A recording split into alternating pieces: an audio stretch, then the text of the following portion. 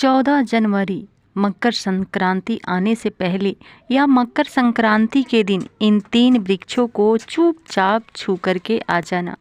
कंगाल भी बनेगा धन्यवाद। इतना पैसा आएगा कि संभाल नहीं पाओगे। जन्मों जन्मांतर की गरीबी हो जाएगी दूर। जी हाँ दोस्तों, अगर आप सही समय पर और सही मुहूर्त पर सही क्रिया अनुसार 14 जनवरी मकर संक्रांति आने से पहले या मकर संक्रांति के दिन इस वृक्ष को छूकर आ जाते हैं तो आपकी गरीबी, दुख, कष्ट सब दूर हो जाएंगे, सब समाप्त हो जाएंगे। जन्मों जन्मांतर की गरीबी तत्काल छू मंतर हो जाएगी। लेकिन दोस्तों, आपसे एक अनुरोध है कि वीडियो को पूरा ही देखें, क्योंकि पूरा वीडियो देखने पर ही लाभ की प्राप्ति होगी।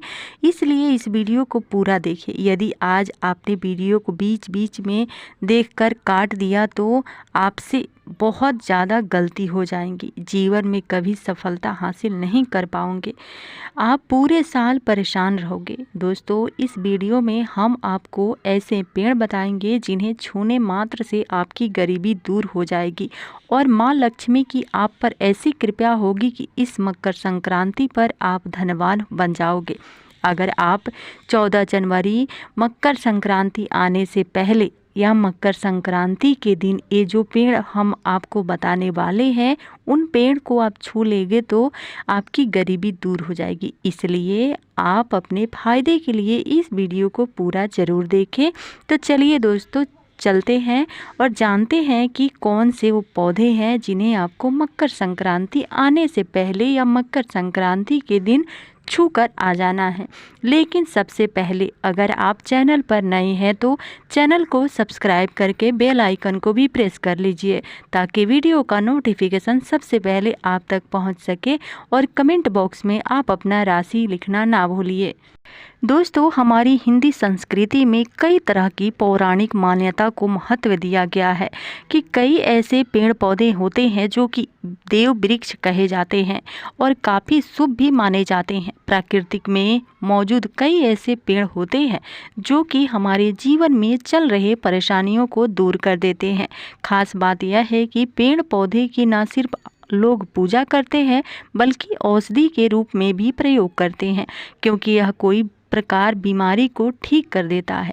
और वेद पुराणों में भी कई प्रकार के पेड़ पौधे का उल्लेख किया गया है। दोस्तों, हमारे हिंदू धर्म में देवी देवता माता रानी के अनेक स्वरूप कहे गए हैं, जिनमें वृक्षों को भीमा देवी का स्वरूप कहा जाता है। तो आज हम आप लोगों को ऐसे वृक्षों के बारे में बताने वाले हैं जिनको मकर संक्रांति आने से पहले या मकर संक्रांति के दिन छू लेना है।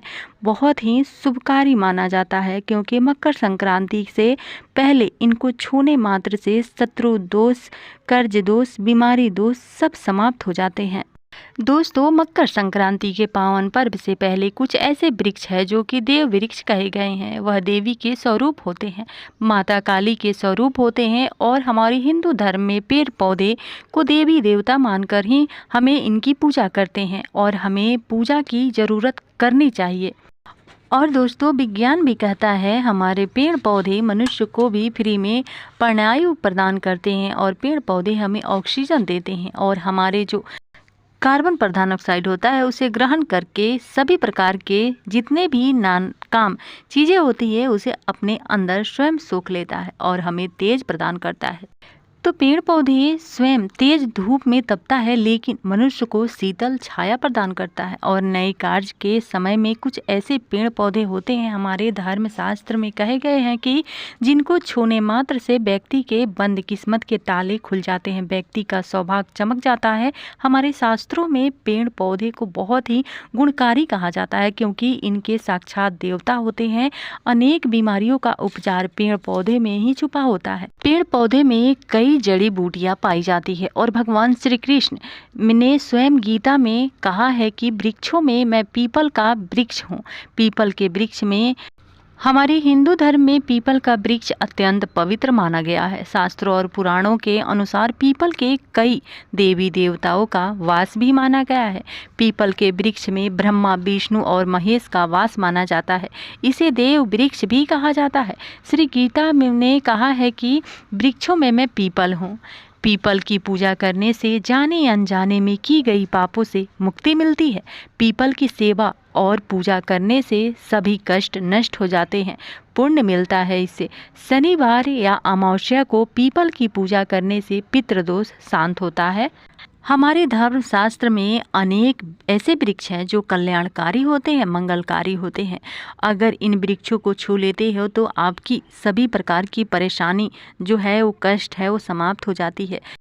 खास करके 14 जनवरी मकर संक्रांति आने से पहले यह काम कर लीजिएगा। मकर संक्रांति के दिन इसका असर कई लाख गुना होता है, क्योंकि इस समय इस अचेत को वास्तु होती है, वह भी अचेतना युक्त हो जाती है, अर्थात इस समय शक्ति हमारे धरती लोक में आ जाती है। तो जितने भी पेड़ पौधे हैं, जीव जंतु हैं, चल अचल सभी प्रकार के जो जीव जंतु वस्तु है, इन सब के में प्राण होते हैं, सब में शक्ति निहित हो जाती है, जागृति हो जाती है। तो इस समय कोई भी व्यक्ति पेड़ पौधे को जाकर के छू दे, खास करके देवी स्वरूप कहे गए जो तार पेड़ होते हैं, जाकर वे आप उसे छू कर आए तो आपके जीवन की परेशानियां, दुख है, तकलीफ है, कष्ट है, रोग है, बीमारी है, कला है, तो वो सब कुछ दूर हो जाते हैं। जीवन में चल रहे कोई भी बड़ी सी बड़ी मुसीबतें वो सब समाप्त हो जाती है।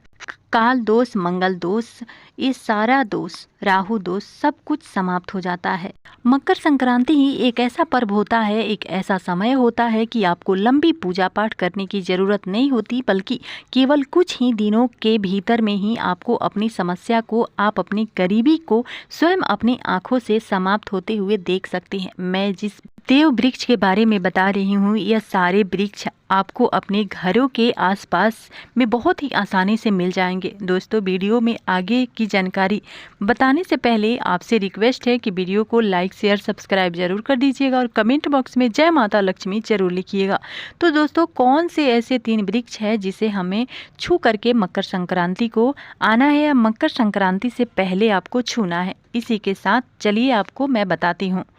दोस्तों, पहला जो वृक्ष है वह है शमी वृक्ष। शमी के वृक्ष में जगदम्बा का स्वरूप कहा गया है। जो शमी के वृक्ष है वह स्वयं जगदम्बा के स्वरूप है। इस पर स्वयं जगदम्बा स्वयं साक्षात विराजमान रहती है और कोई भी व्यक्ति अगर संध्या काल में 14 जनवरी मकर संक्रांति आने से पहले या मकर संक्रांति के दिन इसके नीचे धूप दीप जला दे, धुआं दिखाए, तो उनकी सभी प्रकार की परेशानियां दूर होती है। शमी की जड़ में सिंदूर लगाने से व्यक्ति को आरोग्य की प्राप्ति होती है। जो लोग लंबे समय से बीमार पड़े हैं, वैसे व्यक्ति को, जो घर में रहने वाले सदस्य है, तो वह लोग जो बीमार रहते हैं, हमेशा उनके शरीर को 7 बार सिंदूर को उतार कर उसके शमी की जड़ में डाल सकते हैं, तो उसकी रोग जल्दी ठीक हो जाएगी। जो लोग लंबे समय से बीमार पड़ रहे हैं या फिर आप बीमारी से बचना चाहते हैं, तो निरोग रहना चाहते हैं, तो इसकी जड़ में सिंदूर जरूर डाल देना।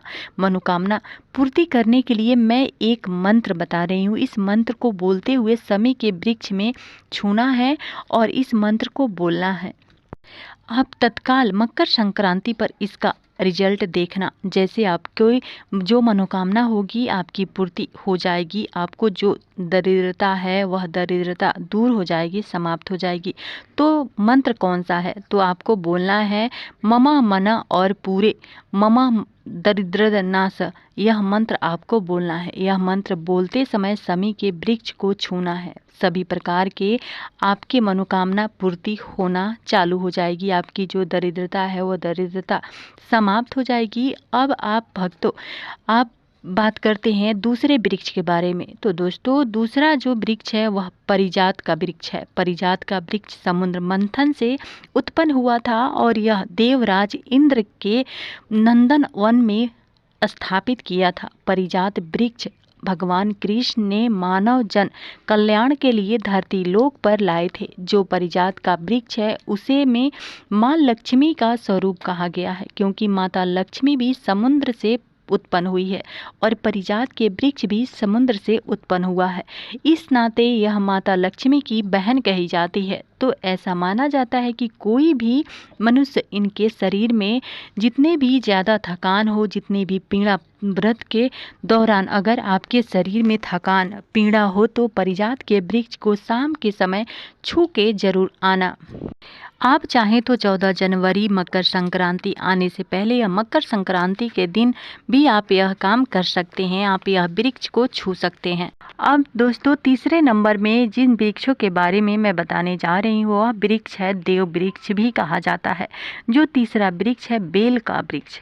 जो बेल का वृक्ष है वह वृक्ष माता पार्वती के पसीने से उत्पन्न हुआ है। स्वयं पुराण में कहा गया है कि माता पार्वती है वह देवी स्वरूप कही गई है, अर्थात वह नौ दुर्गा के स्वरूप कही गई है। तो स्कंद पुराण की कथा में कहा गया है जो बेल का वृक्ष है माता पार्वती के पसीने से उत्पन्न हुआ है। इतने तने में पार्वती, जड़ में ब्रह्मा, तने में विष्णु एवं स्वयं जो हिस्से में उसकी भगवान शंकर जी बसते हैं। संध्या काल में शिव मंदिर में समीप या नौ दुर्गा मंदिर में समीप जो बेल के वृक्ष है उनके नीचे घी का दीपक जलाने से व्यक्ति धनवान, गुणवान और पराक्रमी बनता है। व्यक्ति के सभी प्रकार के मनोरथ पूर्ण हो जाती है। तो दोस्तों अगर आप भी जल्दी धनवान बनना चाहते हैं तो आपके जीवन में कोई जो कामना है वो पूरा हो जाएगा। ये वृक्ष आप छू करके आप अपनी मनोकामना पूरा कीजिए और जल्दी ही आप जो चाहते हैं वो पूरा हो जाएगा। 14 जनवरी मकर संक्रांति पर यह उपाय जरूर करिएगा। तो दोस्तों यह उपाय सोने पर सुहागा होगा। यह आपकी ज़िंदगी को संवार देगा, आपकी ज़िंदगी में चल रहे परेशानी को दूर करेंगे। दोस्तों अगर आप इस चैनल पर नए हैं तो चैनल को सब्सक्राइब करके बेल आइकन को भी प्रेस कर लीजिए ताकि वीडियो का नोटिफिकेशन सबसे पहले आप तक पहुँच सके। इस तरह का वीडियो हमारे चैनल पर हमेशा अपलोड होते रहते हैं। तुलसी के पौधे में दीपक रोजाना ही आपको जलाना है। वहीं आंवले की पूजा आपको एकादशी के दिन जरूर करना है। आप लोगों का यह वीडियो पसंद आया हो तो वीडियो को लाइक कर दीजिएगा और चैनल को भी सब्सक्राइब जरूर कर दीजिएगा। अगले वीडियो में मैं बताने वाली हूँ कि सटतिला एकादशी कब है, किस दिन पड़ रहा है, एकादशी करने वाला है या नहीं है, एकादशी कैसे किया जाता है, पूरा का पूरा विधि मैं अगले वीडियो में बताऊंगी। तो आप चैनल पर जुड़े रहिए, तभी आपको अपडेट पूरा मिलता रहेगा। और फलाहार में क्या खाना है क्या नहीं खाना है, पूजा करते समय किस चीज़ का ध्यान रखना है, सटतिला एकादशी का व्रत कथा भी आएगा। तो आपसे रिक्वेस्ट है वीडियो को लाइक शेयर और सब्सक्राइब जरूर कर दीजिएगा। वीडियो देखने के लिए आपका बहुत बहुत धन्यवाद। इस तरह का वीडियो हमारे चैनल पर हमेशा अपलोड होते रहते हैं।